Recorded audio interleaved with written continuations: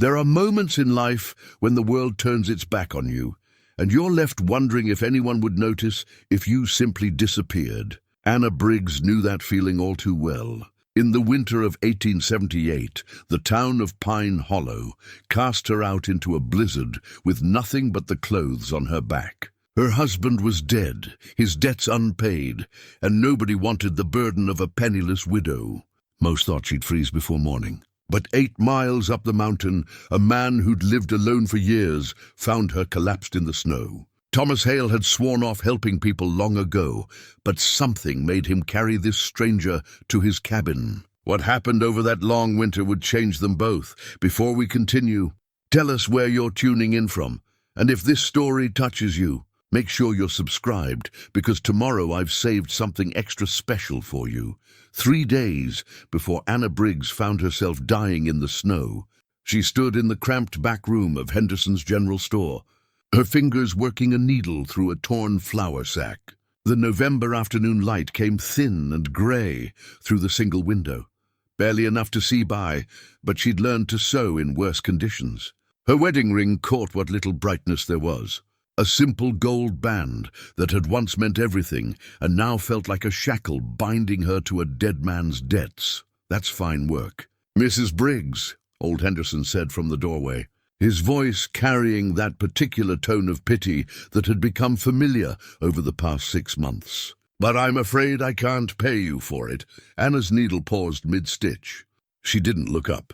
"I understood we had an arrangement, Mr. Henderson." "We did." "We do." He cleared his throat, and she heard him shift his weight from foot to foot. "It's just that Cooperman came by this morning, said any shopkeeper who extends you credit or employment will find their own loans called in. I've got a wife and 3 children, Mrs. Briggs. I can't risk it." The needle moved again, steady and sure, though Anna's heart hammered against her ribs. "I see. I'm sorry. I truly am. If there was any way... Thank you for being honest with me, Mr. Henderson." She tied off the thread, bit it clean, and folded the mended sack with careful precision. "I'll be going now." She walked out through the store's front room, past shelves stocked with goods she could no longer afford to buy, past the warmth of the pot-bellied stove, into the cold afternoon air of Pine Hollow's main street. The town had never been much. 24 buildings clustered at the base of the mountain range, most of them log construction, all of them weathered by altitude and harsh winters. But it had been home for 5 years, ever since Samuel brought her here with promises of opportunity and a fresh start. Those promises lay buried with him now, 6 feet under the frozen ground of the cemetery on the hill. Anna pulled her threadbare shawl tighter around her shoulders. The wool had been thick once, woven by her mother's hands back in Ohio before the consumption took her. Now it was worn thin in places, more holes than fabric, but it was all she had left of her family. That and the memories, which sometimes felt like more burden than comfort. The street was quiet, most folks keeping indoors as the temperature dropped. Smoke rose from chimneys in straight grey columns, then bent sideways when it hit the wind coming down from the peaks. Anna had learned to read those smoke patterns. When they bent like that, it meant a storm was coming, usually within a day or 2. She needed to find work before the snow came. After that, travel would be impossible until spring thaw. And her landlord had already given her until the end of the week to pay the 2 months' back rent she owed. Martha Whitfield's dress shop stood on the corner, its painted sign swaying in the wind. Martha was the closest thing to a friend Anna had left in Pine Hollow, though even that friendship had grown strained under the weight of public opinion and Silas Cooperman's influence. Still, Martha had a kind heart and a practical head for business. Perhaps she needed help with the winter sewing. The shop bell chimed as Anna pushed through the door. Warmth enveloped her immediately. Martha kept a good fire going, and the familiar smell of fabric and lamp oil brought a moment of comfort. The shop was empty of customers, just Martha herself at the work table, pinning a dress pattern to dark blue wool. "Anna." Martha looked up, and her face showed the conflict Anna had seen so often lately. Sympathy warring with fear, kindness held back by self-preservation. "I wasn't expecting you. I was hoping you might have some work. Mending, alterations, anything you need. Anna kept her voice steady, her pride intact even as she asked for help. "I'm a fast worker, and I'll take whatever rate you think fair." Martha set down her pins carefully, each movement deliberate, buying herself time. "You know I would if I could. Your stitching is better than mine, truth be told. But Cooperman, yes, he spoke to Henderson too. He's been to every business owner in town." Martha's voice dropped low, though they were alone. "He wants you gone, Anna. He's made that clear. Anyone who helps you stay will find themselves in the same position Samuel was in before he died." The mention of Samuel's name brought the familiar ache, though it had changed over the months. The sharp grief had dulled to something heavier, complicated by anger and confusion about the debts he'd left behind. $3,000 owed to Cooperman's bank with nothing to show for it. Samuel had never been a gambling man, never been reckless with money. Yet somehow in the last year of his life he'd borrowed and lost a fortune. "What am I supposed to do, Martha?" The question came out quieter than Anna intended. "Where am I supposed to go?" "I don't know." Martha came around the table, took Anna's hands in her own. Her fingers were warm, calloused from years of needlework, strong and capable. "If I had family nearby, I'd send you to them. If I had money of my own, I'd lend it. But William controls our finances, and he says we can't risk Cooperman's anger." "I understand. Do you have anyone? Any family back east who might take you in?" Anna shook her head. "My parents are gone. Samuel was an only child, and his parents died before we married. There's no one." Martha squeezed her hands, and Anna saw tears forming in the older woman's eyes. "I'm so sorry. This isn't right. What they're doing to you, it isn't Christian and it isn't just, but it's happening anyway." Anna pulled her hands free gently, stepped back toward the door. "Thank you for your honesty, Martha. You've been kinder than most." Outside again, the wind had picked up, carrying the sharp scent of coming snow. Anna walked without direction at first, just moving to keep warm, her mind working through options that kept narrowing to nothing. She had perhaps $3 to her name, hidden in the lining of her skirt. Enough for a week's food if she was careful, but not enough for train fare to anywhere that might offer a fresh start. Not enough for a horse, barely enough to matter. The bank stood at the end of the street, 2 stories of painted white clapboard that looked out of place among the rough log buildings. Silas Cooperman had built it 5 years ago, when silver strikes in the nearby mountains brought a rush of prospectors and the money that followed them. The strikes had mostly played out now, but Cooperman had diversified, buying up property, extending loans, positioning himself as the most powerful man in Pine Hollow. Anna found herself walking toward it, though she had no clear plan. Perhaps she could reason with him, work out some kind of arrangement. Perhaps if she spoke to him directly, explained her situation, he might show mercy. The thought was desperate, and she knew it. But desperation had become her constant companion. The bank's interior was warm, heated by a large iron stove in the corner. A young clerk sat at a desk near the front, and he looked up as Anna entered, his expression shifting immediately from professional courtesy to poorly concealed disdain. "Mrs. Briggs, Mr. Cooperman isn't seeing anyone today. Wait, he specifically said he's not seeing you." Anna moved past the clerk toward the door marked "Private" at the back of the room. The clerk stood quickly, his chair scraping loud against the wood floor. But before he could intercede, the door opened and Cooperman himself emerged. He was a tall man, well-fed in a town where most folks carried lean frames from hard work and lean times. His suit was expensive, tailored, his beard trimmed close in the fashion of Eastern businessmen. He looked at Anna with eyes that held no warmth, no sympathy, nothing but cold calculation. "Mrs. Briggs, I thought I'd made our situation clear. You've made it impossible." "Mr. Cooperman, that much is clear." Anna stood straight, met his gaze. "I'm asking you to reconsider. Give me time to find work, to pay what Samuel owed. I'm willing to work off the debt however long it takes. Your husband owed $3,000. At your earning potential, you'd be working it off for the next 20 years. Cooperman pulled a watch from his vest pocket, checked it, then returned it. The gesture was dismissive, designed to show her how little her time was worth to him. "I have no interest in such an arrangement. Then what do you want from me?" "I want you gone from Pine Hollow." "Your husband made poor choices, Mrs. Briggs, and those choices have consequences. You represent those consequences, and your continued presence here is a reminder I don't care to have." Anna's hands clenched inside her shawl. "Samuel wasn't a gambler. He wasn't foolish with money. I don't understand how these debts accumulated." Something flickered in Cooperman's expression, too quick to read. "How your husband spent his borrowed money is between him and his conscience. The debt, however, is a matter of public record. You have until Sunday to vacate your residence. After that, I'll have the marshal remove you. It's Wednesday. That's 4 days. There's a storm coming, Mr. Cooperman. You can see it in the sky.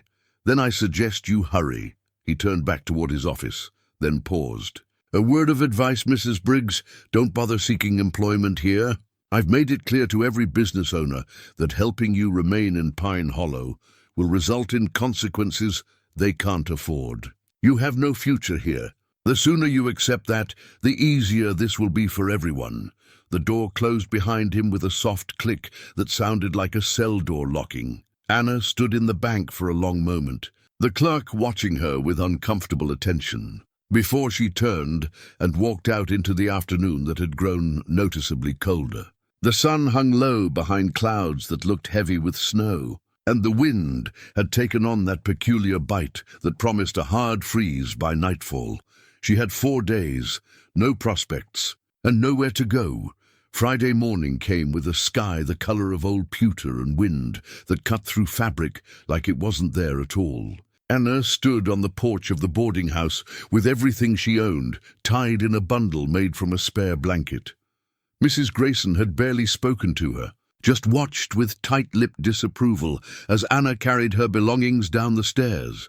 The street was empty this early, most people keeping to their warm houses with the storm so close. Anna could taste snow in the air, that particular metallic sharpness that came before a heavy fall.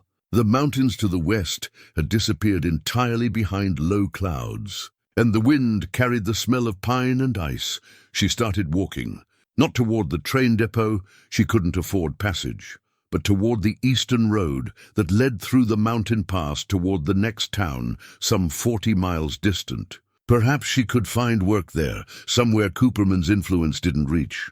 It was a desperate plan, but it was all she had. She'd made it perhaps a quarter mile when she heard the horse behind her. Turning, she saw Silas Cooperman riding up with 2 men she recognized from town, the Reynolds brothers, who did odd jobs and enforcement work for anyone willing to pay. They weren't pleasant men on their best days. "Mrs. Briggs," Cooperman reined his horse to a stop a few yards away. "I thought I made it clear you were to be gone by this morning. I'm going. As you can see." "The eastern road?" Cooperman glanced at the sky, then back at her. "That's a fool's errand in this weather. The pass will be snowed in before you're halfway through." "That's my concern, Mr. Cooperman, not yours." He dismounted, handed his reins to one of the Reynolds brothers, and walked closer. Anna held her ground, though everything in her wanted to step back from the cold calculation in his eyes. "I'm going to be direct with you, Mrs. Briggs, because I think you're smart enough to understand. Pine Hollow is my town. I've invested too much time and money here to have complications. Your husband became a complication. You're a complication. Complications need to be resolved. Samuel wasn't a complication. He was a person, a good man. Your husband found something he shouldn't have found. He asked questions he shouldn't have asked. And yes, before you ask, I dealt with that situation permanently." Cooperman's voice held no remorse, no shame. "The debts were fabricated, Mrs. Briggs. Every dollar, every document. Your property, that small piece of land Samuel bought when you first arrived, sits directly over a silver vein that assayers say could be worth $500,000. Samuel discovered it last spring. Foolishly, he came to me for a loan to begin proper mining operations. Even more foolishly, he showed me the assay report." Anna's breath caught. The bundle slipped from her fingers into the snow. "I offered to buy the land. He refused. So I created debt, made it look like he'd squandered money he'd borrowed. When he continued to refuse to sell, despite the pressure of mounting loans, I arranged for his accident. Cooperman pulled on his gloves, the gesture casual, as if they were discussing weather rather than murder. The roof he fell from had boards I'd paid to saw halfway through. It was quick, at least. I'm not needlessly cruel. You killed him. The words came out flat, emotionless, though Anna felt like the ground had dropped away beneath her feet. You murdered my husband for silver. I eliminated an obstacle, and now I'm eliminating the other. You're going to walk east, Mrs. Briggs, into that storm. The Reynolds brothers are going to make sure you keep walking, far enough that when the snow comes, you won't be able to turn back. With any luck, you'll die of exposure before nightfall. If you somehow survive and manage to return, I'll simply arrest you for theft. I have documents prepared claiming you stole from the bank, and you'll hang. Either way, by spring the land will be legally mine through debt foreclosure, and I'll begin mining operations. Anna's mind raced, trying to process what she was hearing. Samuel hadn't gambled. He'd discovered silver. He'd been murdered. And now Cooperman was calmly explaining that he intended to kill her too. Why tell me this? Why not just let me leave and say nothing? Because I want you to know, in whatever final hours you have, that your husband died for a reason, that his death meant something. Call it professional respect. He was resourceful, I'll give him that. And because dead women don't repeat conversations, Mrs. Briggs, the storm will take you, and Pine Hollow will forget you ever existed. He turned back to his horse, mounted smoothly. Gentlemen, escort Mrs. Briggs well beyond the point of return. Make sure she understands that coming back would be even more fatal than going forward. The Reynolds brothers dismounted. The older one, Carl, grabbed Anna's arm. Let's go, ma'am. No sense making this harder than it needs to be. They walked her east, Carl on one side and his brother Ned on the other, their hands firm but not brutal on her arms. Anna stumbled once on the frozen ground, and they hauled her upright without comment. The wind grew stronger as they left the shelter of the town, and the first snowflakes began to fall, small and hard, like grains of rice against her face. The road climbed gradually into foothills, covered in pine and aspen, the bare branches of the latter rattling in the wind. Anna's mind churned as she walked. Samuel had found silver. Cooperman had killed him. Now she was being sent to die in a blizzard, and no one in Pine Hollow would question her disappearance. How much is he paying you? She asked the Reynolds brothers. Enough, Carl said, to murder someone?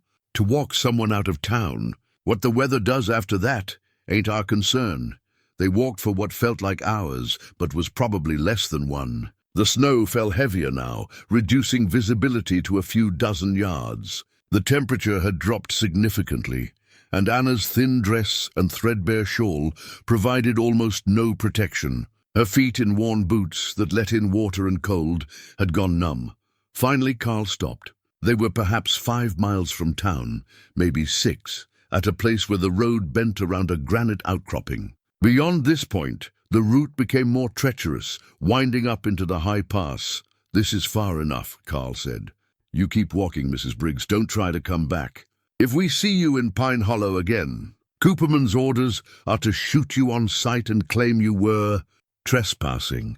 You're killing me just as surely as if you pulled a trigger. Like I said, the weather does what it does. But Carl looked uncomfortable, and his brother wouldn't meet her eyes.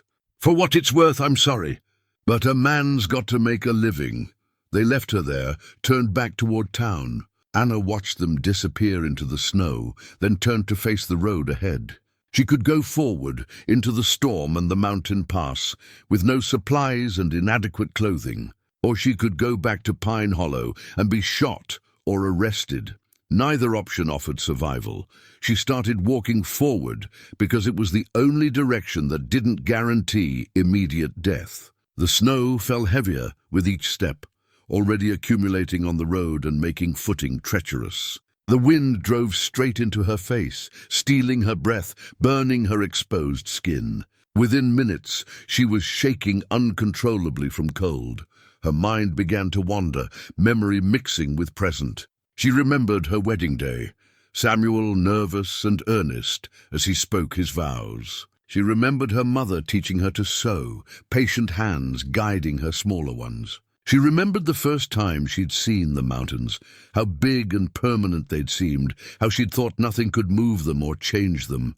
She'd been wrong. Mountains changed. Nothing was permanent except death, and that was coming for her now, in the form of white cold and failing light. Anna stumbled, went down on her knees in snow that was already 6 inches deep. Getting up took enormous effort. Her hands were beyond cold now, entering that strange warmth that meant frostbite.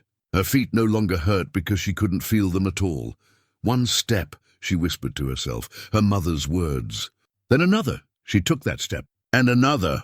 And another. The world narrowed to the few feet of road visible ahead, to the mechanics of lifting each foot and placing it forward, to the simple act of continuing to breathe, even though the air felt like knives in her lungs. She had no sense of time passing, no awareness of distance covered. There was only snow and cold, and the dimming light as afternoon moved toward evening. She fell again, and this time getting up seemed impossible. The snow was soft here, almost welcoming. Part of her mind recognized that as a danger sign. She'd heard stories of people freezing, how the cold made you want to sleep, made you believe you were warm when you were dying. But she was so tired. Anna lay in the snow and thought about Samuel. At least she'd learned the truth. At least she knew he hadn't betrayed her, hadn't gambled away their future. He'd been trying to secure that future, and it had cost him his life. There was some comfort in that, cold comfort perhaps, but real nonetheless. The light was almost gone now. Anna couldn't feel most of her body. She tried to move her fingers and wasn't sure if they responded. The snow had covered her partially, a white blanket that would soon be a white grave. "I'm sorry," she whispered, though she wasn't sure who she was apologizing to. Samuel, perhaps. Her mother. Herself for not being stronger, smarter, more capable of survival. The snow fell. The wind howled. The light faded, and then through the storm a shape appeared. At first, Anna thought she was hallucinating, the cold playing tricks on her dying mind. But the shape solidified into a man on a horse wrapped in furs, moving slowly through the snow. He was speaking, though the wind tore his words away. Then he was beside her, dismounting, kneeling in the snow. His face was weathered, bearded, his eyes sharp and assessing even in the dim light. He touched her neck, checking for pulse, then her hands, and she saw his expression tighten. "Can you hear me?" His voice was deep, rough from disuse, but not unkind. Anna tried to speak, but couldn't make her jaw work properly. She managed a slight nod. "I'm going to pick you up. It's going to hurt when the blood starts moving again. But that means you're alive." He moved with practiced efficiency, wrapping her in what felt like a fur cloak, massive, heavy, warm, before lifting her into his arms. She weighed nothing to him, and he moved easily despite the burden, placing her across his horse before mounting behind her. 8 miles to my cabin. Stay awake if you can. Talk to me. What's your name?" Anna." The word came out slurred. "I'm Thomas. Thomas Hale. You're going to be all right, Anna. I've got you." The ride that followed existed in Anna's memory as fragments. The warmth of the fur against her skin, the solid presence of Thomas behind her, one arm holding her secure, the rhythmic movement of the horse. Pain beginning to return to her extremities, sharp and intense, exactly as Thomas had warned. She tried not to cry out, but small sounds escaped her. "That's good," Thomas said. "Pain means the damage isn't permanent yet. We're almost there." The cabin appeared through the snow, like something from a dream, a solid log structure tucked against a hillside, smoke rising from its chimney. Thomas dismounted, lifted Anna down, and carried her inside. The warmth hit her like a physical blow. A fire burned in a stone fireplace, and the cabin was blessedly warm after hours in the killing cold. Thomas laid her on a bed covered in furs, then immediately went to work removing her wet clothing. His movements were impersonal, clinical. He'd done this before. "Frostbite on your hands and feet," he said, more to himself than to her. "Not too severe yet, but another hour, and you'd have lost fingers and toes." "What in God's name were you doing out in a blizzard?" Anna's teeth chattered too hard to answer. Thomas wrapped her in blankets, layered them thick, then left her for a moment to prepare something at the stove. He returned with a cup of lukewarm broth. Drink slowly. Your body needs to warm from the inside, too. She managed a few sips before exhaustion pulled her under. The last thing she saw before darkness took her was Thomas's face, weathered and serious, watching her with an expression that might have been concern or might have been regret that he'd gotten himself involved in someone else's trouble. When Anna woke, she didn't know how much. Later, the cabin was dim, lit only by firelight. Her body ached everywhere, a deep bone pain that suggested she'd come very close to not waking at all. But she was alive. Thomas sat by the fire working on something with his hands. A compass lay on the table beside him, brass and worn, catching the firelight. He seemed lost in thought, his profile sharp against the flames. "Thank you," Anna said, her voice raspy. He looked over, nodded once. "You're awake. That's good. How do you feel?" "Like I nearly froze to death." "Because you did." He rose, came to check her hands and feet, his touch gentle despite his rough appearance. "You'll keep all your fingers and toes, I think." "But it was close, Mrs. Briggs." "Enna Briggs. Well, Mrs. Briggs, you're going to tell me why a woman was walking alone into a blizzard with no supplies and inadequate clothing. But first, you're going to eat and rest. The storm's not letting up. We're snowed in for at least a week, probably longer." He brought her more broth, and this time she managed half the cup before exhaustion claimed her again. As she drifted back into sleep, she heard Thomas moving around the cabin, banking the fire, preparing for the long storm. And she realized that Cooperman had been wrong about one thing. She hadn't died in the snow. Against all odds, someone had found her. Now she just had to figure out how to survive what came next. Anna woke to pale light filtering through a small window and the sound of wood being chopped outside. Her body still ached, but the bone-deep cold had been replaced by a different sensation, warmth, almost painful in its intensity. As if her body was relearning what it felt like to not be freezing. She sat up slowly, testing her limbs. Her fingers and toes throbbed, but responded to her commands. The cabin came into focus around her, small but well-built, everything in its place, with the efficiency of a man who lived alone and knew the value of organization. A table and 2 chairs, shelves holding supplies in neat rows, a stone fireplace with a good fire burning. Furs and blankets, tools hanging on the walls. The brass compass she'd noticed last night sat on a shelf near the window. Her own clothes hung near the fire, dry now, though they looked even more threadbare in daylight. Her mother's shawl lay carefully folded on the table, and Anna felt a rush of gratitude that Thomas had saved it, had taken the time to dry and fold it with care. The door opened, bringing a rush of cold air and Thomas himself carrying an armload of split wood. He was a big man, she realized now in better light, tall and broad-shouldered, dressed in wool and leather that had seen many seasons. His beard was more grey than dark, his face lined by weather and age. She guessed him to be in his middle 40s, perhaps a bit older. "You're up." He set the wood by the fireplace, brushed snow from his shoulders. "That's good. I was starting to worry you'd sleep another day. How long have I been here?" 3 days. "You've been fevered most of that time. The cold got into you deep. I've been getting broth and water into you when you were conscious enough to swallow, but you probably don't remember." Anna didn't remember. 3 days. The storm still raged outside. She could hear the wind howling around the cabin's walls. 3 days of Thomas caring for her, a complete stranger. Why? The question came out before she could stop it. Thomas looked at her, his expression unreadable. "Why what? Why did you help me?" "You don't know me. I could be anyone. A thief, a criminal running from the law." He was quiet for a moment, then moved to the stove to pour coffee from a pot that looked like it had been there since dawn. He handed her a cup, tin warm in her hands, and sat down at the table with his own. "I was a scout in the war. Union Army. I learned field medicine because on long reconnaissance missions, you couldn't always get back to a proper surgeon. After the war, I've pulled 3 people out of snow over the years. 2 of them lived. The one who didn't, I found her too late. She had 2 children waiting for her at home, a husband who'd sent her to town for medicine they needed." He drank his coffee, stared into the cup. I swore after that I'd never leave someone to die in the mountains if I could help them. So that's why. Not because I know you, but because I couldn't live with myself if I didn't try." The answer was simple, honest, and it made Anna's throat tight. "The two who lived, do you know what happened to them? One was a prospector who thanked me and left as soon as the snow melted.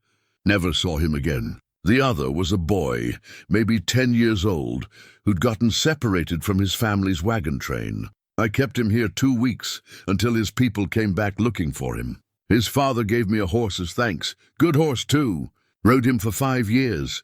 And now me, and now you." Thomas met her eyes. "You don't have to tell me why you were out in that storm, but we're going to be here together for at least another week, maybe 2, depending on how much snow falls. Might help to talk." Anna wrapped her hands around the coffee cup, felt the warmth seep into her palms. Part of her wanted to keep it all inside, to protect herself with silence. But Thomas had saved her life, had cared for her for 3 days while she was helpless. He deserved some honesty. "My husband died 6 months ago. The banker in Pine Hollow, Silas Cooperman, claimed Samuel owed him $3,000. He foreclosed on everything, forced me out of town. I had nowhere to go. The storm came up faster than I expected. It wasn't the whole truth, but it was enough truth to explain her presence on the mountain." Thomas nodded slowly. "Pine Hollow? I'd go there twice a year for supplies. Cooperman's a snake, everyone knows it, but he's got the money and the power so people look the other way. I'm sorry about your husband. Thank you. You have family elsewhere? Someone I can get word to when the snow clears?" No family, no friends who'd take me in." Anna heard the bleakness in her own voice. "I'm entirely alone, Mr. Hale, Thomas. Out here we don't stand on formality." He stood, moved to the stove, and began preparing something that smelled like salt pork and beans. "You're not alone right now, though. That's something.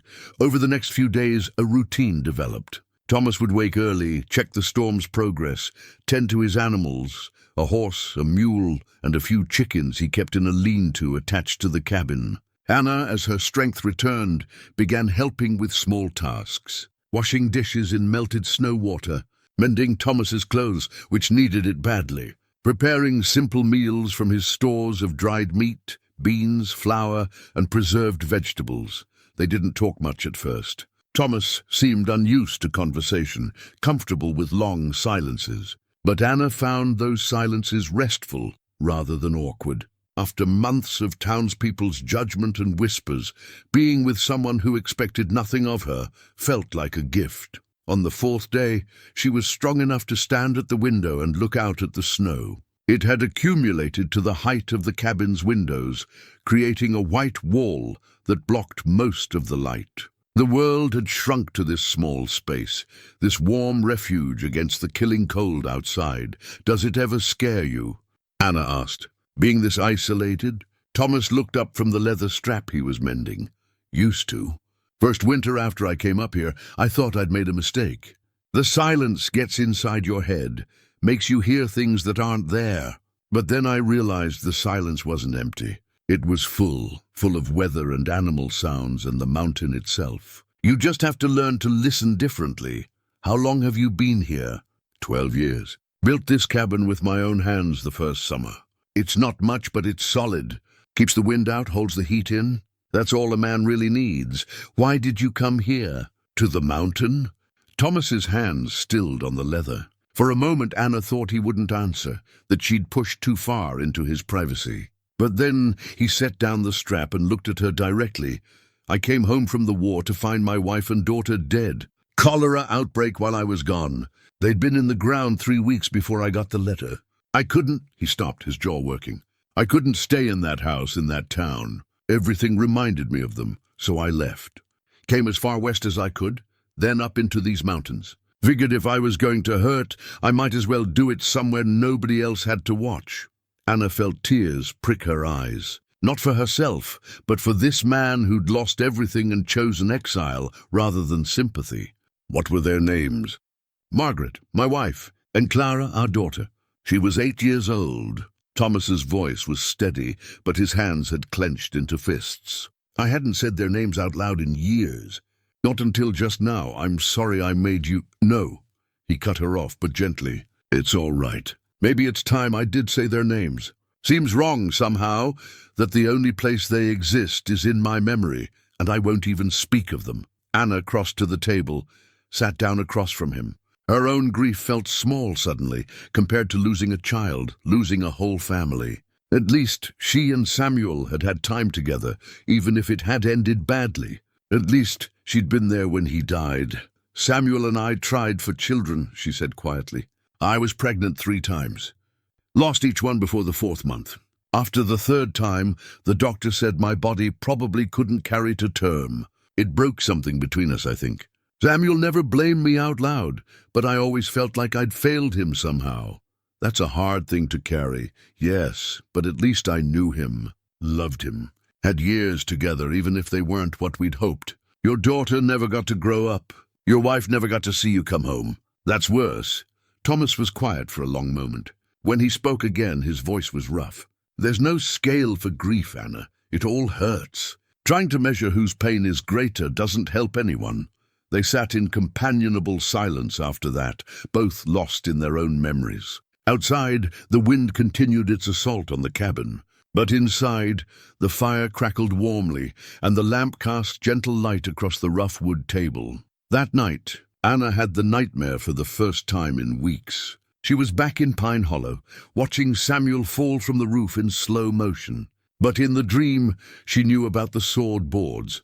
Knew Cooperman had arranged it, and she was screaming for Samuel to stop, to get down. He couldn't hear her. He never heard her.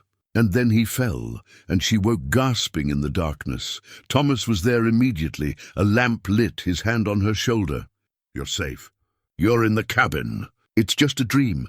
Anna's heart hammered against her ribs. She could still see Samuel falling over and over. I'm sorry. I didn't mean to wake you. I'm a light sleeper. Always have been. He handed her a cup of water, waited while she drank. The war? My husband. He fell from a roof. I dream about it sometimes. Falling's a bad way to go. I'm sorry. Anna looked at him in the lamplight. This stranger who'd saved her life and was now sitting beside her bed in the middle of the night, offering quiet comfort without asking for explanations. On impulse, she reached into the bodice of her nightgown, one of Thomas's shirts, actually, since her own things were still too damaged to wear, and pulled out the sealed letter she'd kept hidden for 6 months. Samuel left this for me. I found it in his workshop after he died. I haven't opened it. I've been too afraid of what it might say. Thomas looked at the letter but didn't reach for it. Why are you showing me? Because I think I need to open it, and I don't want to do it alone. He nodded once. All right? I'll stay. Read it or don't read it, your choice. But I'll be here either way. Anna broke the seal with shaking hands. The paper was cheap, the handwriting Samuel's familiar scrawl. She'd seen it on shopping lists, on notes left for her when he worked late. Now it was all she had left of him. The letter was short. Anna, if you're reading this, I'm likely dead and my plan has failed. I discovered silver on our property. Assay confirms it's worth a fortune. Cooperman knows. He's offered to buy me out for a fraction of its value, and when I refused, he began creating false debt records. I've kept evidence, hidden it where he won't find it. But I'm afraid he'll do more than ruin me financially. I'm afraid he'll kill me to get the land. I'm sorry for keeping this from you. I wanted to handle it myself, to protect you. That was foolish pride. If I'm dead, Cooperman will come after you next. Don't trust him. Don't believe anything he says about debt or contracts. The evidence is hidden in the false bottom of my toolbox, the one I kept in the workshop. Take it to the territorial marshal in Helena if you can. It proves everything. The real assay report, Cooperman's forged loan documents, all of it. I love you. I'm sorry I failed you in this. I hope you can forgive me. Samuel Anna read it twice, then a 3rd time, her hands trembling. Samuel had known. He'd known Cooperman was dangerous, had tried to protect her, had left evidence. And she'd spent 6 months believing he'd gambled their money away, believing the worst of him. He knew, she whispered. He tried to warn me. Thomas read the letter when she handed it to him, his expression darkening. Cooperman killed him. The fall wasn't an accident. No, Cooperman admitted it to me. Before they—" Anna stopped, realized she'd said too much. "Before they what, Anna?" She told him then. All of it. Cooperman's confession, the Reynolds brothers walking her into the storm, the deliberate plan to let her die of exposure. The words tumbled out in a rush, and once started, she couldn't stop. When she finished, she was crying, months of grief and fear and anger finally breaking through. Thomas listened without interrupting. When she was done, he stood, paced to the window, looked out at the snow-covered darkness. "I should have left you in town," he said finally. "Should have known there was more to the story. You saved my life. Don't regret that.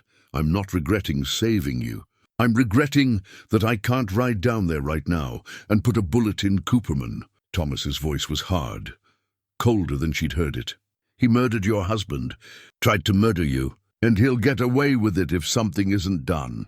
The evidence Samuel mentioned, I never found it. By the time I read the letter, Cooperman had already taken everything from the workshop, claimed it for debt. Then we'll find other evidence, or we'll get testimony from people he's hurt." Or Thomas stopped, rubbed his face. "Or we'll figure something out. But you're not going back to Pine Hollow alone, and you're not letting that man get away with murder." Anna stared at him. "Why would you help me? This isn't your fight." "Maybe not. But I'm tired of being up here alone while people like Cooperman do whatever they want to, whoever they want. And maybe," he paused, seemed to be choosing his words carefully, "maybe you're not the only one who needs saving, Anna. Maybe I need this too. A reason to care about something other than just surviving another winter." The confession hung in the air between them. Outside, the storm raged on, but inside the cabin something had shifted.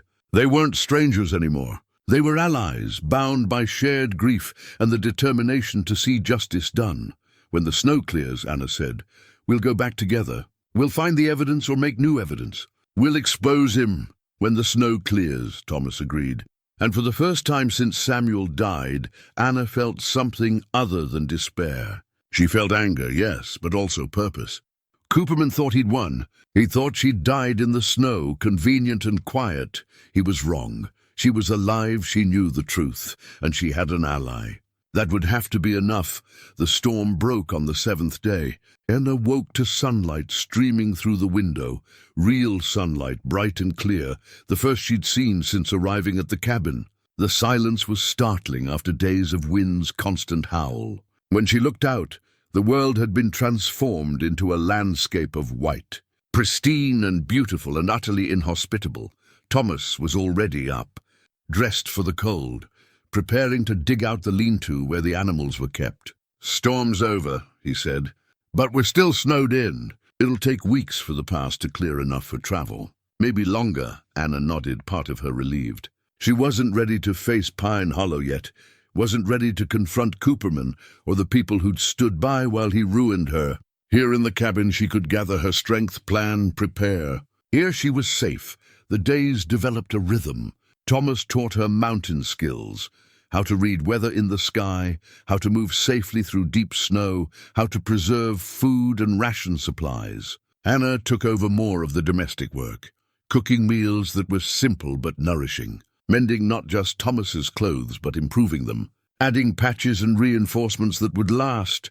They talked more easily now, the initial awkwardness gone. Thomas told her stories about his war years, about scouting missions through enemy territory where silence meant survival, about friends lost and battles survived and the strange, guilty relief of coming home alive when so many didn't. Anna told him about her childhood in Ohio, about her mother's quiet strength and her father's early death, about meeting Samuel and believing she'd found stability, a future. About the slow erosion of that belief as Samuel became secretive and distant in his final year.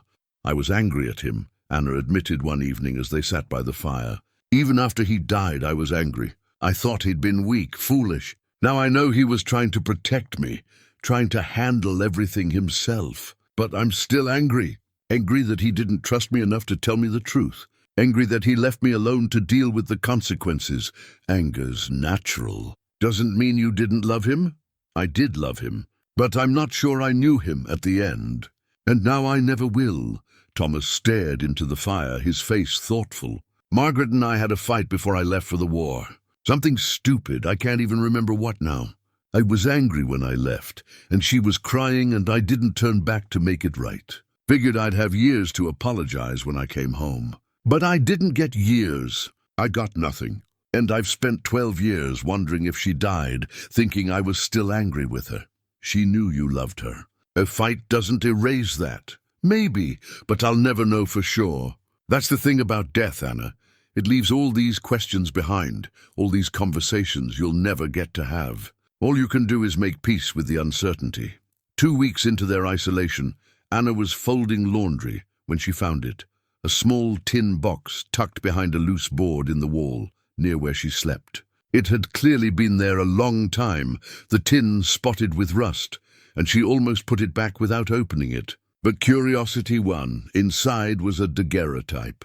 A woman and a young girl, both dressed in their Sunday best, both smiling slightly in the way people did for photographs. The woman was pretty in a quiet way, dark-haired and serious-eyed. The girl had her mother's face, but her expression was brighter, less guarded. Margaret and Clara, it had to be. Anna studied the photograph for a long time. These two people who'd shaped Thomas's life so completely through their loss. She understood now why he'd come to the mountains, why he'd chosen isolation. With this much love lost, what was there to return to civilization for? She was still holding the photograph when Thomas came in from checking his snares. He froze when he saw it, his face going carefully blank. "I'm sorry," Anna said quickly. "I found a loose board, and the box was behind it. I shouldn't have opened it." Thomas stood motionless for a long moment, then slowly crossed to the table. He took the tin box from her hands, looked down at the photograph. "I haven't looked at this in 3 years, maybe 4. I told myself it was easier not to. Easier to forget their faces than to remember." His voice was quiet, almost wondering. "But I haven't forgotten. I see them every time I close my eyes. They were beautiful. They were everything." Thomas sat down heavily, still holding the photograph. "Clara wanted to be a teacher. She loved books, learning, could read before she was 5. Margaret used to say she'd gotten all her smarts from her mother, none from me. She was probably right. Tell me about them. Not about their deaths, about their lives. What was Clara like?" Thomas looked up at her, something raw and painful in his expression. "Why? Because they deserve to be remembered, and because you deserve to speak about them without it being a tragedy. They were people, Thomas. They had lives and personalities and quirks. Tell me about those things." For a moment, Anna thought he'd refuse, would put the photograph away and return to his usual silence. But instead, he leaned back in his chair and began to talk. Clara couldn't whistle. "She tried for months. I spent a whole summer trying to teach her. She'd purse her lips and blow, but nothing but air came out. She got so frustrated she cried once, and Margaret laughed and said maybe whistling wasn't a necessary life skill. But Clara was stubborn. Even after I left for the war, she was still trying. Margaret wrote me about it in her letters." Anna smiled. "And your wife? What was Margaret like?" "Practical. She could stretch $1 further than anyone I ever knew. During lean times, she'd make 1 chicken last a week, and we'd eat better than when we had money. She kept a garden that was the envy of the neighborhood. And she sang, not well, mind you, but constantly, while she cooked, while she cleaned. Drove me crazy sometimes, but I'd give anything to hear it again." The words came slowly at first, then faster, 12 years of silence breaking like a dam. Thomas talked about his family, about ordinary days and small moments that had meant everything. And Anna listened, holding space for his grief and his love and the terrible weight of survivorship. When he finally stopped, the lamp had burned low and the cabin had grown cold. Thomas sat with the photograph in his hands, tears on his face, but his expression was peaceful in a way Anna hadn't seen before. "Thank you," he said quietly, "for asking, for listening. I didn't know how much I needed to talk about them. You can talk about them any time. I'd like to hear more if you want to share." Thomas nodded, carefully put the photograph back in its tin box. But this time he set the box on the shelf near his bed in plain sight. Not hidden anymore, not forgotten. That night, Anna woke to find Thomas standing at the window, looking out at the moonlit snow. She started to turn over, give him privacy, but he spoke without turning. "I was thinking about leaving. Going back to the war, in a way. There's a place in Montana, a fort that needs scouts and guides. Steady work, decent pay. I was planning to go there when spring came, leave this cabin behind. And now I don't know. You've reminded me what it feels like to have a purpose beyond just surviving. To care about something, about someone." He turned to face her. "I'm not saying this to make you uncomfortable. I know you're grieving Samuel. I know you're dealing with Cooperman and everything that happened. But I want you to know that helping you, being here with you, it's meant something to me. More than I expected." Anna sat up, pulled the blanket around her shoulders. "It's meant something to me too. You saved my life, Thomas. More than just from the snow. You saved me from believing I was alone in the world, that no one cared what happened to me. You're not alone. Not anymore." The words hung between them, heavy with unspoken implications. Anna felt something shift in her chest, a warmth that had nothing to do with the fire. It was too soon, she told herself. Samuel had been gone less than a year. She had no business feeling anything for another man, especially in these circumstances. But she felt it anyway. And from the way Thomas looked at her, careful and hopeful and afraid all at once, she knew he felt it too. "When we go back to Pine Hollow," Anna said carefully, "when we face Cooperman, I need to do that first, before anything else. I need to clear Samuel's name, get justice for him. I owe him that, I know, and I'll help you do it. No expectations, Anna, no demands. Just let me help. Let me stand with you. I'd like that." They didn't talk more that night, but something had been said without words. A possibility had been acknowledged carefully, like a candle flame sheltered from wind. It might grow or it might gutter out, but it was there, small and warm and alive.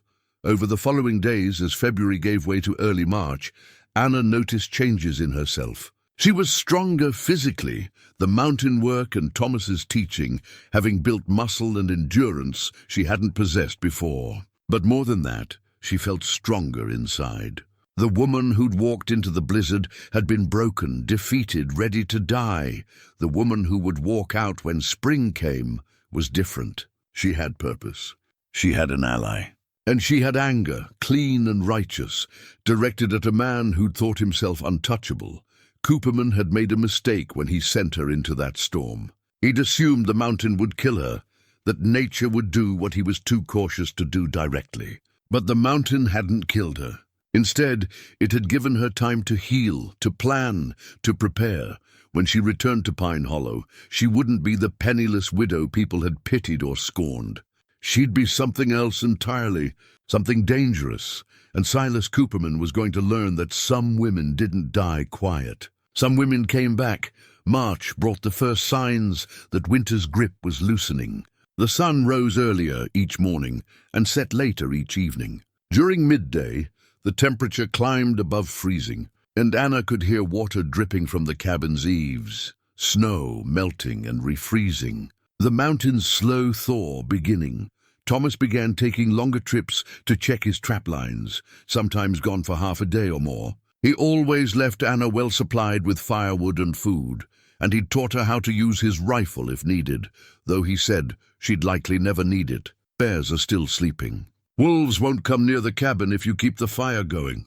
The only real danger up here is the cold, and you know how to manage that now. Anna did know. She could read the weather, bank a fire to last hours, layer clothing for maximum warmth. She'd become comfortable in this isolated place, learning to appreciate the silence Thomas had spoken of, the way it wasn't empty but full of subtle sounds, wind through pines, distant bird calls, the creek running beneath its ice. One afternoon, while Thomas was out checking traps, Anna decided to organize his shelves properly. He'd been living alone so long that his system, if it could be called that, consisted mainly of putting things wherever they'd fit. She found supplies mixed together haphazardly, food items next to tools, medical supplies scattered across 3 different shelves. She was consolidating the medical supplies when she found a set of wood-carving tools wrapped in oiled cloth. The tools were well made and clearly expensive, the kind a craftsman would treasure. They'd been carefully maintained, despite apparent disuse. The blades sharp and free of rust. When Thomas returned that evening with 2 rabbits and a grouse, Anna had the tools laid out on the table. I found these while organizing. They're beautiful. Do you carve? Thomas glanced at the tools, and something crossed his face. Not quite pain, but close. Used to. Haven't touched them in years. Why not? Clara loved to watch me carve. I'd make her little animals mostly. Dogs, horses, birds. She'd line them up on her windowsill like a little zoo. He picked up one of the knives, turned it in his hands. After she died, I couldn't bear to touch them. Reminded me too much of her. Anna understood that kind of pain, the way ordinary objects could become unbearable weights. Maybe it's time to try again. Not to forget her, but to remember her differently. To honor what she loved. Thomas was quiet for a long time, still holding the knife. Finally, he nodded. Maybe you're right. Would you like to learn? Carving, I mean. It's good for winter evenings, gives your hands something to do. I'd like that. So Thomas taught her. They started with simple projects. A spoon from a piece of pine, a bowl from a section of birch. Anna's first attempts were clumsy, the wood splintering under her inexperienced hands. But Thomas was patient. He showed her how to work with the grain, how to let the wood guide the blade, how to see the shape inside the rough piece and carefully reveal it. Margaret used to say, carving was about patience, Thomas said one evening as they worked by lamplight. About taking away everything that doesn't belong until only the truth remains. That's beautiful. And wise. She was both those things. He smiled, a real smile that reached his eyes. I'm glad I can talk about her now. About both of them. It hurt less than I thought it would. Or maybe it hurts differently. Not like a wound, but like remembering something precious that you'd misplaced and found again. Yes, exactly that. As Anna's carving skills improved, she began to experiment with more complex shapes. She carved a small bird, then a horse, then a human figure. The human figure was meant to be Thomas, though she didn't tell him that. She wanted to capture his strength, the way he carried himself with quiet confidence, the kindness in his weathered face. One evening in late March, Thomas produced a folded piece of paper from his jacket pocket. Went to the pass today. Snow's melting fast, faster than usual for this time of year. The road will be passable in 2 weeks, maybe 3. We should start preparing for the trip down. Anna felt her stomach tighten. For weeks, she'd been safe here, removed from Cooperman and Pine Hollow and the complications waiting below. Now reality was reasserting itself. I'm not sure I'm ready. You're ready. You're stronger than you think, Anna. Stronger than you were when you arrived, certainly. Thomas leaned forward, his expression serious. But we need to plan this carefully. Cooperman thinks you're dead, which gives us an advantage. If we're smart about how we approach this, we can use that. They spent the next several evenings planning. Thomas had contacts in the territory, men he'd guided through the mountains, traders he'd dealt with over the years. Some of them owed him favors. One in particular, a man named Jacob Winters, who ran a trading post between Pine Hollow and Helena, had been wronged by Cooperman in a land deal and might be willing to help. Winters isn't brave enough to stand against Cooperman alone, Thomas explained. But if we can show him that Cooperman's vulnerable, that there's evidence of wrongdoing, he might be willing to testify. And if we get Winters, others will follow. Nobody likes Cooperman, they're just afraid of him. What about the evidence Samuel mentioned in his letter? The toolbox with the false bottom? We'll have to assume Cooperman destroyed it or has it hidden somewhere we can't reach. But if we can find other victims, other people Cooperman has swindled, we can build a case without Samuel's evidence. It'll be harder, but not impossible. Anna felt a flicker of hope. She'd been so focused on Samuel's specific situation that she hadn't considered the bigger picture. Cooperman had been operating in Pine Hollow for 5 years. How many others had he cheated? How many people might be willing to speak out if they knew they weren't alone? There's Martha, Anna said slowly. She told me Cooperman had threatened her husband's business. She might know of others? Good, we'll start with her. Quietly, carefully. The key is building a coalition before Cooperman realizes what's happening. If he knows you're alive and gathering evidence, he'll move against us. We need to be ready to present everything to the territorial marshal all at once. Give Cooperman no time to destroy records or intimidate witnesses. They talked late into the night, refining their plan. Thomas would approach his contacts first, feeling out who might be willing to help. Anna would write down everything she knew, every conversation with Cooperman, every detail of what the Reynolds brothers had done. They'd need documentation, testimony, leverage. It felt good to plan, to take action instead of just surviving. Anna realized that Thomas had been right. She was ready for this, not just physically but emotionally. The woman who'd walked into the blizzard would have been too broken to fight, but the woman who would walk out was different. The mountain had tested her and she'd endured. One evening, as Anna practiced her carving, she asked Thomas about something that had been puzzling her. "When you found me in the snow, why were you out in that storm? You'd mentioned a supply run, but most people would have turned back when it got bad." Thomas's knife paused on the wood. "I'd gone to the trading post, Winter's place. Got what I needed and started back. The storm came up faster than I expected. I should have waited it out at Winter's, but I was anxious to get home. Don't know why. Just had a feeling I needed to be back at the cabin." A feeling? I don't claim to understand it. Maybe I heard something on the wind, or saw something without realizing I'd seen it. Maybe it was just luck. But when I found you, he looked at her directly. I almost didn't stop. I was cold, tired, wanted to get home. But something made me look twice at that shape in the snow. And I'm glad I did. So am I. I think Thomas hesitated, choosing his words carefully. I think maybe we were both meant to survive that storm. You, obviously, but me too. I'd been dying up here, Anna, just slowly, going through the motions of living without any real purpose. You gave me a reason to care again, to want something more than just another season, another year. Anna set down her carving. What do you want, Thomas? After we deal with Cooperman, after all this is over, what do you want? He was quiet for a long time. I want to not be alone anymore. I want to wake up in the morning and have someone to talk to.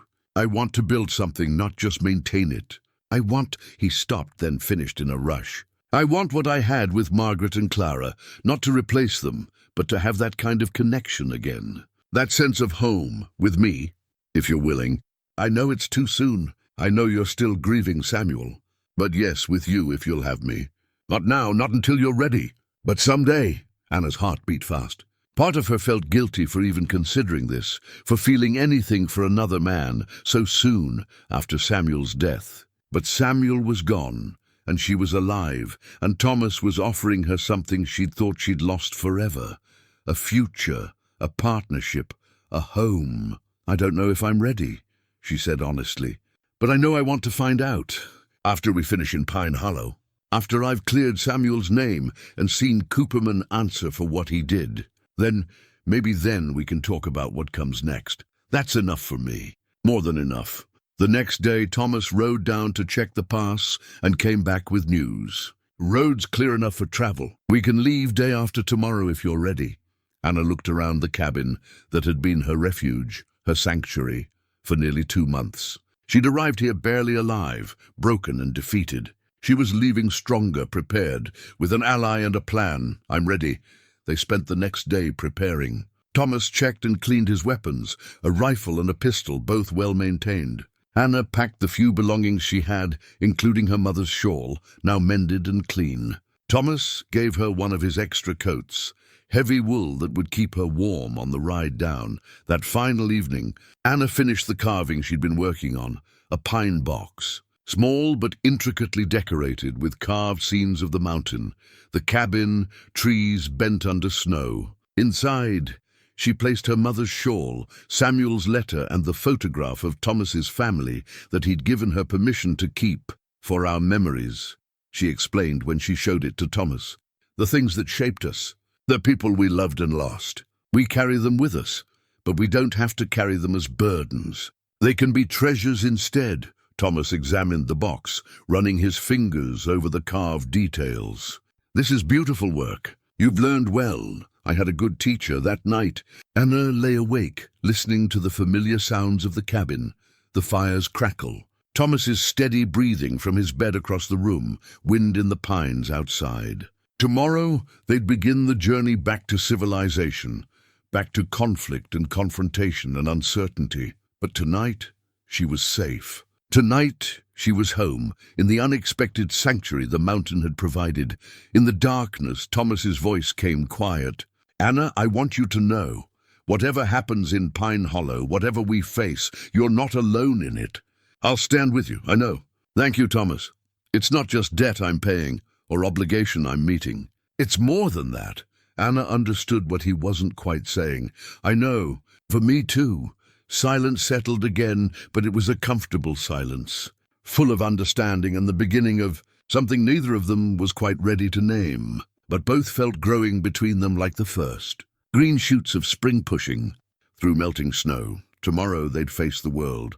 But tonight they could rest. The ride down from the cabin took most of the day.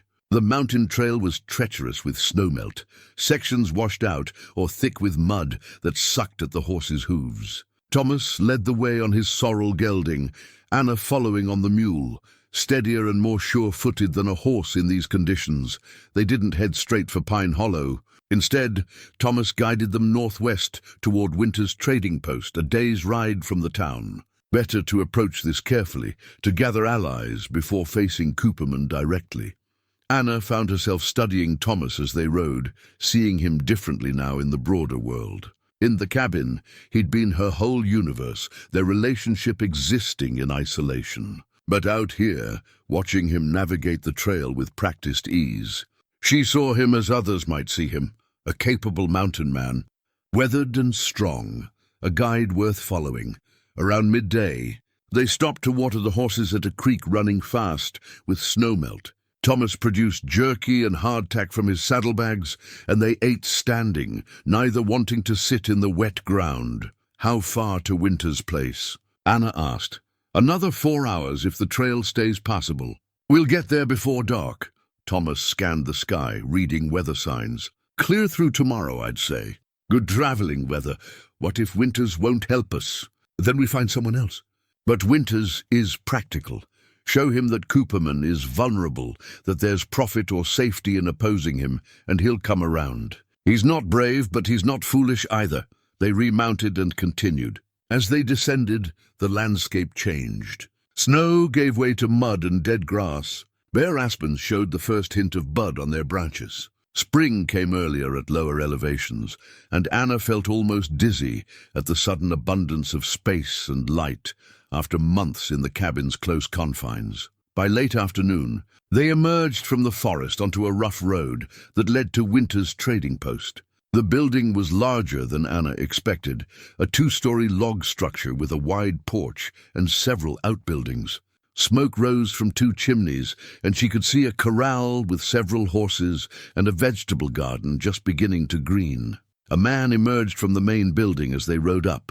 Mid-50s, stocky, with suspicious eyes and a shotgun held casual but ready. He studied them for a long moment before recognition crossed his face. "Thomas Hale, thought maybe you died up in those mountains." "Not yet, Jacob." Thomas dismounted, then helped Anna down. "This is Mrs. Anna Briggs. We need to talk, and it's best done inside." Winters looked at Anna with open curiosity, but he nodded and gestured them in. The trading post's interior was dim and crowded with supplies, barrels of flour and sugar, shelves of canned goods, tools and traps and ammunition. A massive stone fireplace dominated one wall, and several chairs clustered near it. Winter's wife appeared from a back room, a thin woman with watchful eyes and work-hardened hands. "You'll be wanting supper, I expect." "Got stew and fresh bread." "That would be welcome, thank you," Anna said. Over the meal, Thomas laid out the situation. He didn't hold back. He told Winters everything, from Samuel's discovery of silver to Cooperman's murder of him to the attempt on Anna's life. Winters listened without interrupting, his expression growing darker as the story progressed. When Thomas finished, Winters sat back and let out a long breath. "That's quite a tale. You have proof of any of this?" Anna pulled Samuel's letter from her coat and handed it over. Winters read it slowly, his wife reading over his shoulder. "This is Samuel Briggs' hand?" Winters asked. "It is. I'd know his writing anywhere. And you're certain Cooperman confessed to killing him?" He told me himself. Explained the whole thing, the forged debts, the sabotaged roof, his plan to claim the land after I died in the storm. He didn't think I'd live to repeat it. Winters exchanged a look with his wife. "Cooperman tried something similar with me 3 years back. I owned some land south of Pine Hollow, inheritance from my father. Good timber on it. Cooperman approached me with an offer to buy, and when I refused, he suddenly produced documents claiming my father had taken a loan from his bank years prior, using the land as collateral. The papers looked official, had what appeared to be my father's signature. Were they real?" Thomas asked. "I don't know. My father's been dead 10 years. I can't ask him. But I knew he'd never liked bankers, never trusted them enough to borrow. He paid cash for everything. Still, I couldn't prove the documents were forged, and Cooperman had the law on his side. I lost the land. How many others?" Anna leaned forward. "How many people has Cooperman done this to?" "Hard to say. People don't talk about it. Shame, I suppose, or fear. But I know of at least 3 other cases like mine. The McAllister family lost their farm. Old Henderson, who ran the general store before it went to his son, lost property near the creek. And there was a prospector named Davies who claimed Cooperman stole his claim through legal trickery. Davies got drunk one night and shot at Cooperman's house. Missed, but the marshal ran him out of the territory. Would any of them testify?" Thomas asked. Winters was quiet for a moment. "Maybe, if they thought it would make a difference. But Cooperman owns the marshal, owns half the businesses in Pine Hollow. Going against him is dangerous. Which is why we need numbers," Anna said. "Not one person's word against his, but 5, 10, however many victims we can find. All together, all at once. We take it to the territorial marshal in Helena over Cooperman's head. That might work." Winters rubbed his jaw thoughtfully. "The territorial marshal, man named Bishop, has a reputation for honesty. Won't be bought, won't be bullied. If you can get him solid evidence, he'll act on it. Then that's what we do," Thomas said. "We find the victims, document the cases, present everything to Bishop. Can you help us?" Winters looked at his wife again, some silent communication passing between them. Finally he nodded. "I'll help. And I know where to find the McAllisters. They're farming up near Helena now.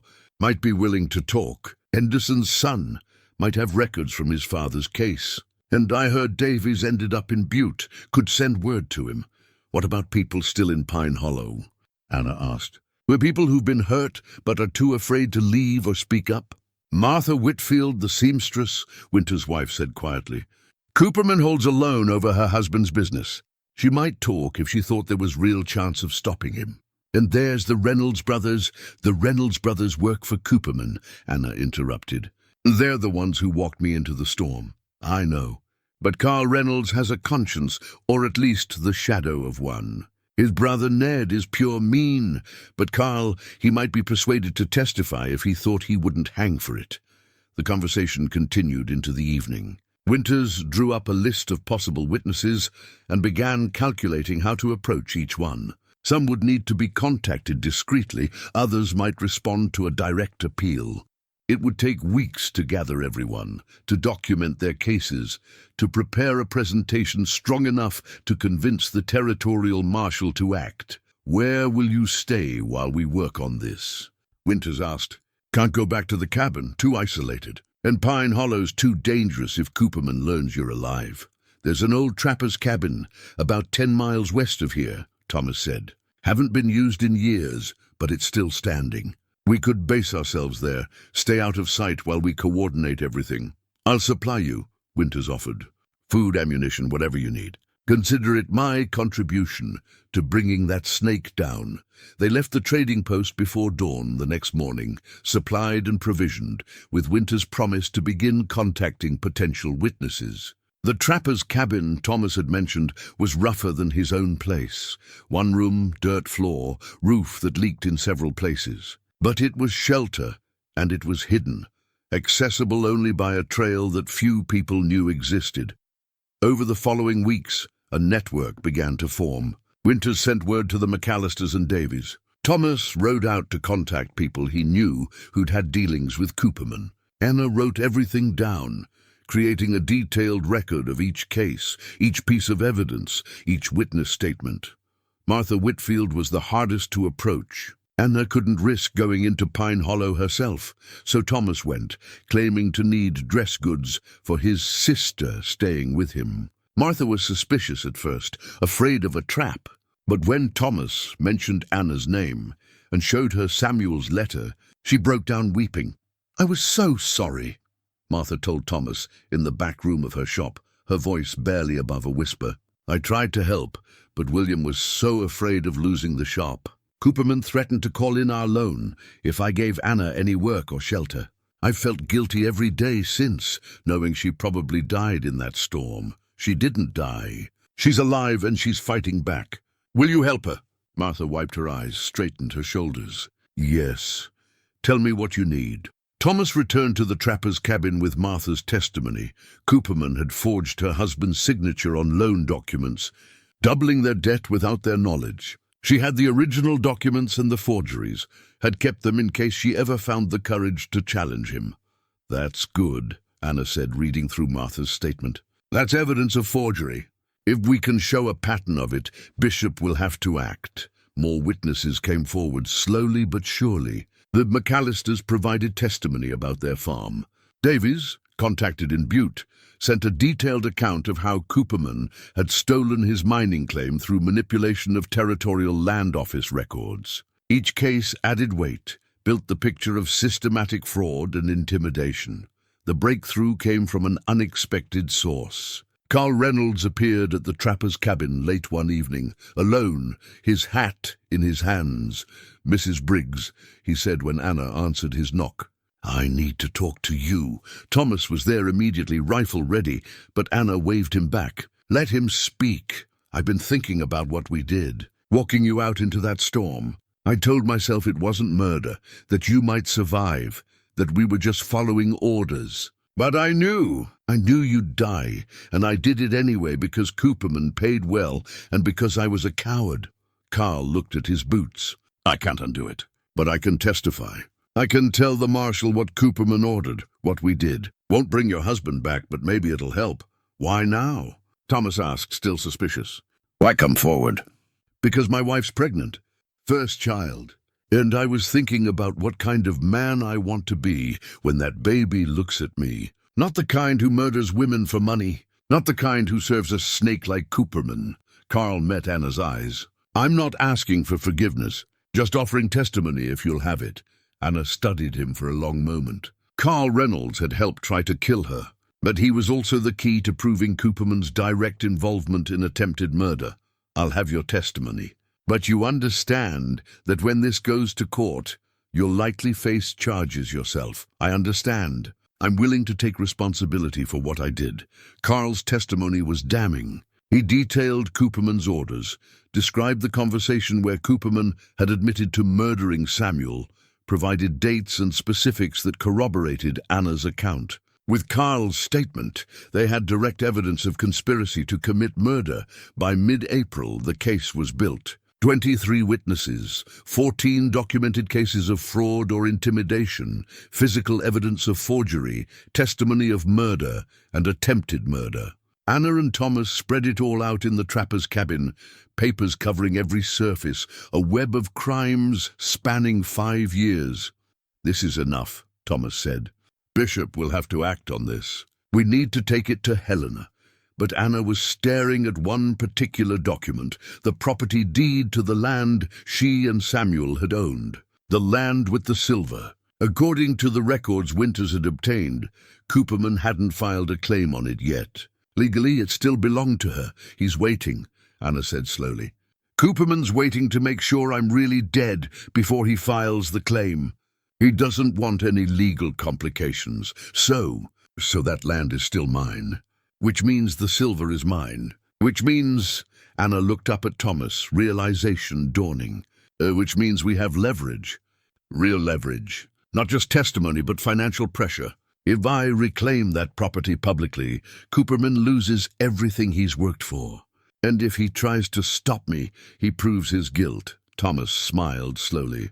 You're thinking like a tactician now. I'm thinking like someone who's learned from a good teacher. Anna began gathering the documents. We go to Helena. We present this to Bishop. We get legal backing to reclaim my property. And then we go back to Pine Hollow and watch Silas Cooperman's world fall apart. For the first time since Samuel's death, Anna felt something that might have been joy. Not happiness. The grief was still too fresh for that. But satisfaction, anticipation, the prospect of justice after months of powerlessness. Cooperman thought he'd won. He thought he'd gotten away with murder, theft, intimidation, fraud. He thought himself untouchable. He was about to learn otherwise.